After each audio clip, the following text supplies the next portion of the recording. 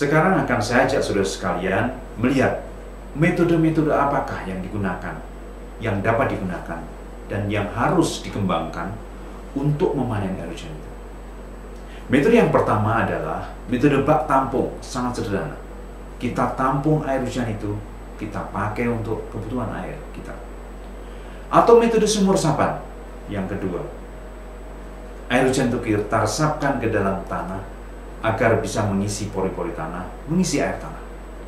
Atau kita membuat kolam tandu yang besar untuk menahan air hujan itu supaya tidak cepat mengalir ke laut.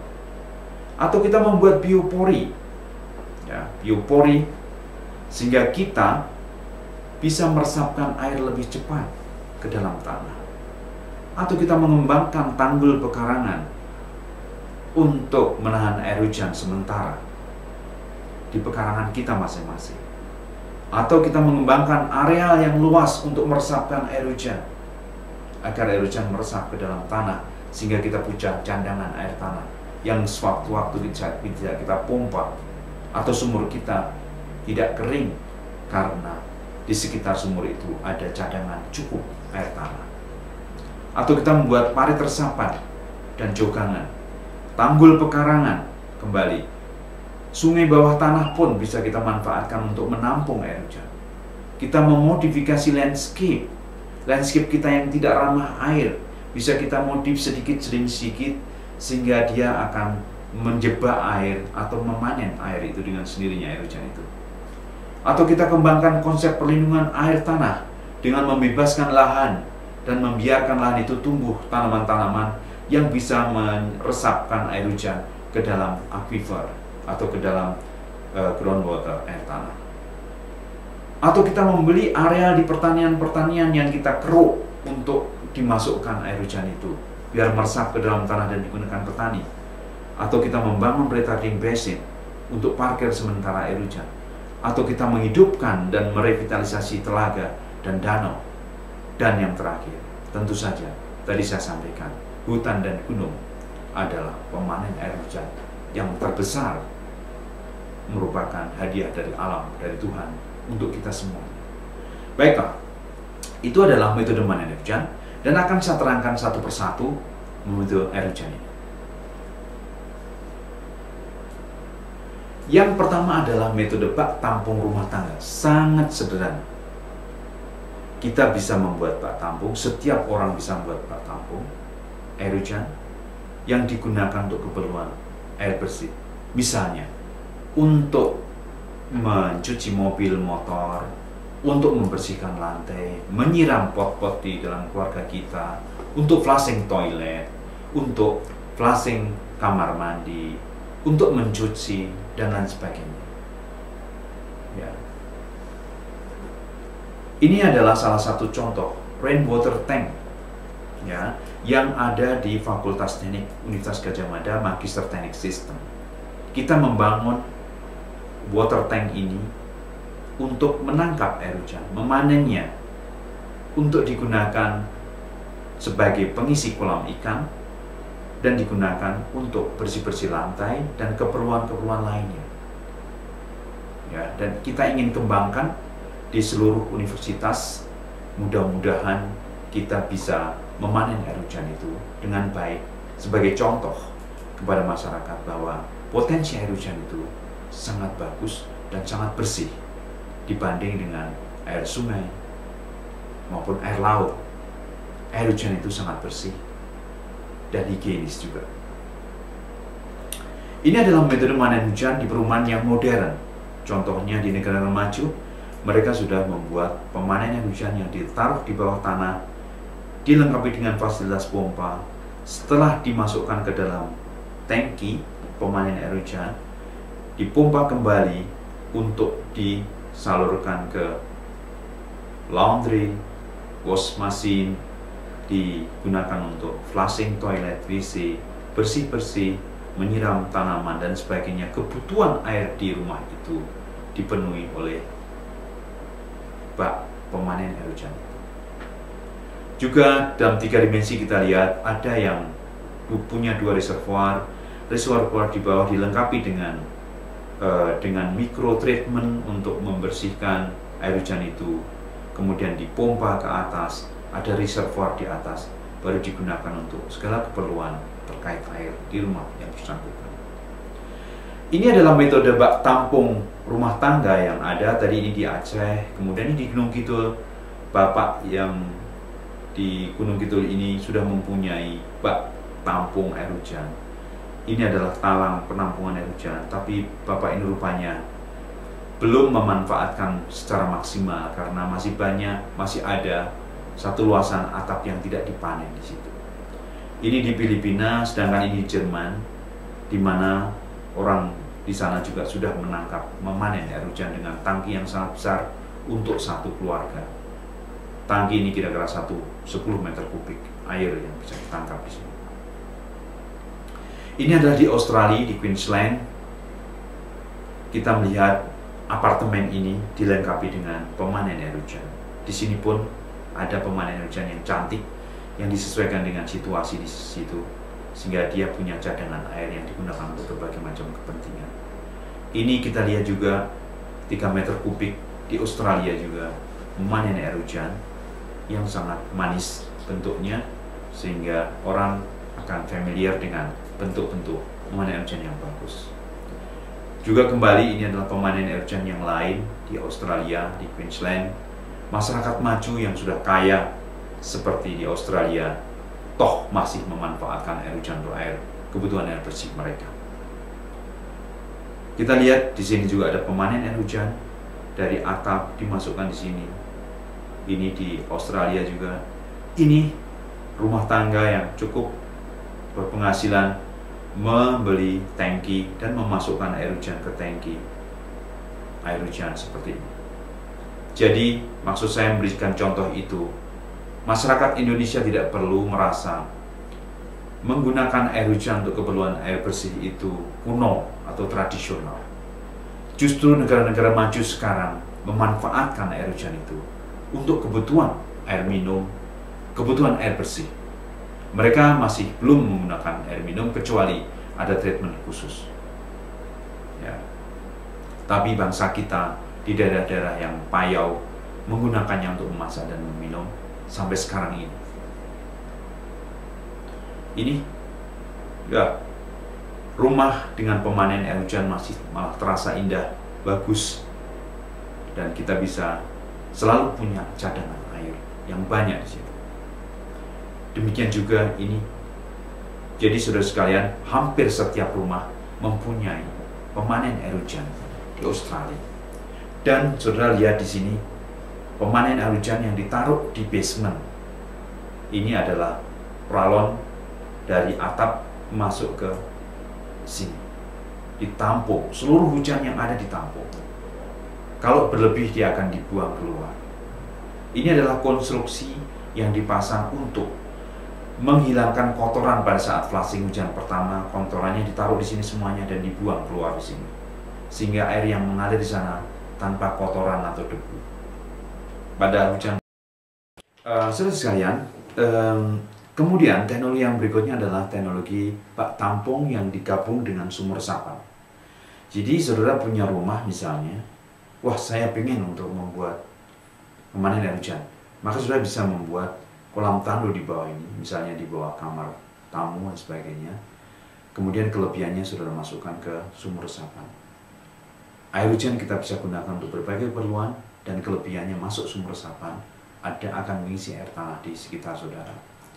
Bisa bak tampung vertikal seperti ini digabung dengan sumur resapan, sehingga saudara bisa langsung menggunakan untuk berbagai keperluan, karena secara vertikal dia akan punya tekanan. Nah, saudara sekalian, untuk daerah industri ini sangat penting, seperti di Jakarta, Medan, Surabaya, Makassar, dan Semarang, Yogyakarta, yang mempunyai atap industri yang sangat luas. Itu sangat penting untuk segera memanen air hujannya. Dengan memanen air hujan, maka industri ini bisa memanfaatkan air hujan itu untuk keperluan industri. Misalnya untuk keperluan membersihkan seluruh kawasan bersih yang bersangkutan, untuk keperluan pendinginan mesin-mesin, untuk keperluan cuci dan mandi karyawan, dan lain sebagainya. Di samping itu, dengan menangkap seluruh air yang jatuh di atap industri, maka di industri tersebut sudah menyumbangkan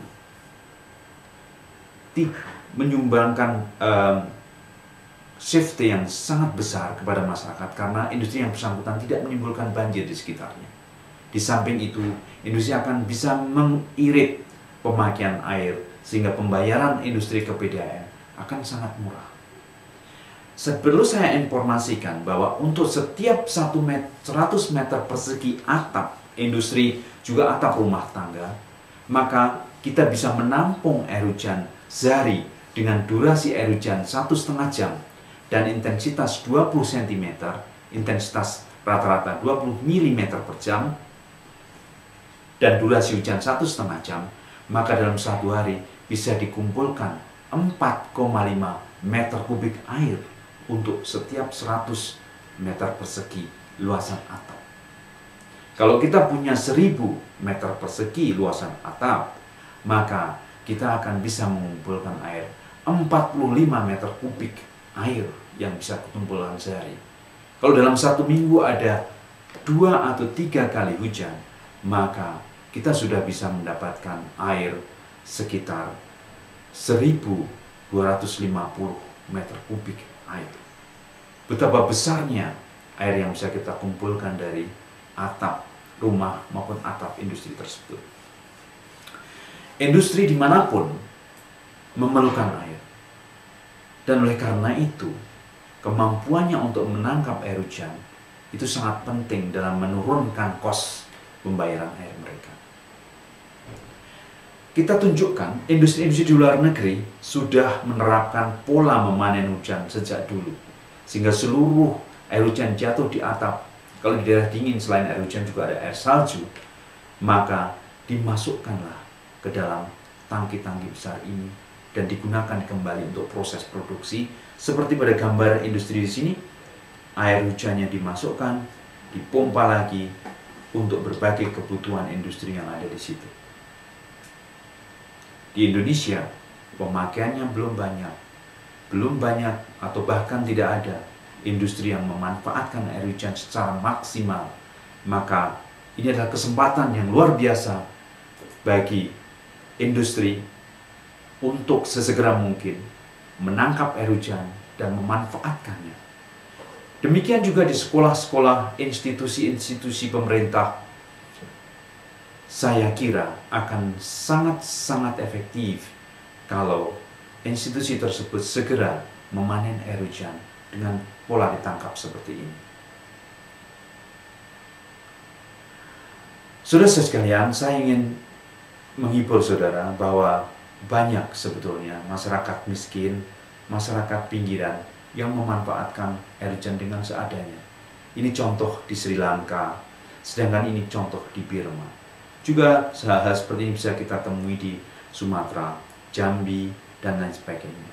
Mereka sudah terbiasa menggunakan air hujan itu. Hanya saja bagaimana kita menggunakan teknologi mereka ini untuk kebutuhan yang lebih luas, untuk keperluan manajemen air hujan yang lebih luas lagi. Sumur resapan di perumahan bisa kita bangun seperti ini untuk meresapkan air ke dalam tanah. Manakala kita tidak membutuhkan air untuk air bersih, air hujan itu bisa kita masukkan ke dalam tanah dan meresap di dalam tanah untuk cadangan air pada musim kemarau. Kalau saudara mempunyai sumur resapan di dekat sumur gali saudara, maka sumur gali saudara, saya bisa menjamin, insya Allah, tidak akan pernah kehabisan air, karena sumur resapan saudara mensuplai air pada musim hujan, dan pada musim kemarau masih banyak air di sekitar rumah saudara itu, karena sumur resapan saudara menangkap hampir 100% air hujan yang jatuh di atap saudara. Saudara sekalian, sumur resapan dari air hujan akan saya perjelas dengan konsep seperti ini. Di sini ada hujan, seperti biasa yang saya terangkan, akan digunakan untuk mengisi water tank untuk keperluan air, kebutuhan air bersih. namun kelebihannya bisa kita masukkan ke sumur resapan kita, sehingga kita cukup punya cadangan air tanah. Jadi kita menjadi masyarakat atau bangsa yang tidak takut menghadapi masa depan, bukan karena tidak takut secara serampangan, tapi tidak takut menghadapi masalah air, karena kita sudah melakukan air ke dalam tanah untuk mengisi air tanah dan juga menampung air untuk kebersihan ke depan. Di samping juga kegiatan-kegiatan sumber daya air, konservasi yang lainnya. Ini adalah juga tipe sumur resapan. Banyak sekali tipe-tipe sumur resapan yang bisa saudara harapkan dengan bis beton yang porus berlubang-lubang atau dengan pasangan batu bata dan ditambah dengan puing-puing atau krakal, krosok dan sebagainya atau ijuk untuk menyaring air. Kemudian masalah sumur resapan dan biopori bisa digabung bersama-sama. Ada sumur resapan, juga bisa dibangun biopori, sehingga antara keduanya bisa bekerja bersama-sama, meresapkan air ke dalam tanah, tidak mengalirkan ke sungai. Namun aliran ke dalam sungai masih ada dari pelataran, dari jalan, dari berbagai tempat yang tidak tercover sumur resapan maupun biopori.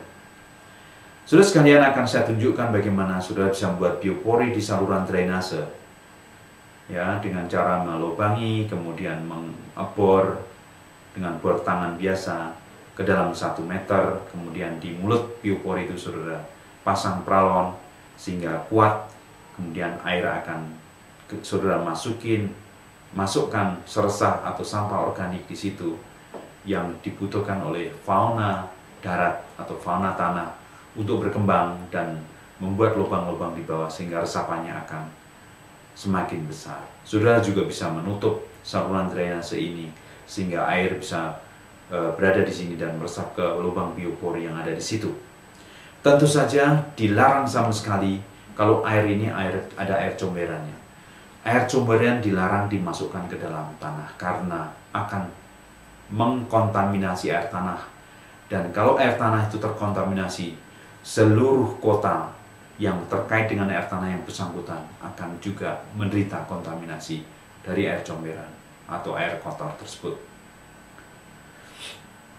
Di kawasan perkotaan kita bisa terapkan sumur resapan dan biopori secara bersama-sama. Hotel-hotel tinggi, rumah-rumah dinas, rumah-rumah institusi, toko-toko, semuanya bisa memanfaatkan, meresapkan air tanah atau menampung air hujan.